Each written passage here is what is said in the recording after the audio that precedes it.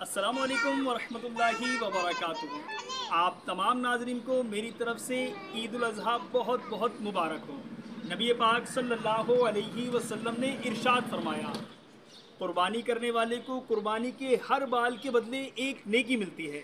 ایک اور جگہ نبی پاک صلی اللہ علیہ وسلم نے ارشاد فرمایا، جس نے خوش دلی کے ساتھ اور طالب ثواب ہو کر قربانی کی تو وہ قربانی اس کے لیے جہنم سے آڑ یعنی روک ہوگی۔ نبی پاک صلی اللہ علیہ وسلم نے ارشاد فرمایا، اے فاطمہ اپنی قربانی کے پاس موجود رہو، کیونکہ قربانی کے جانور کے خون کا پہلا قطرہ گرتے ہی تمہارے سارے گناہ معاف کر دیے جائیں گے۔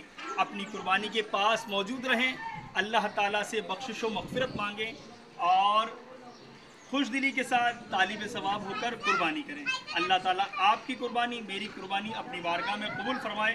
آپ تمام کو دوبارہ عید الاضحیٰ بہت بہت مبارک ہو۔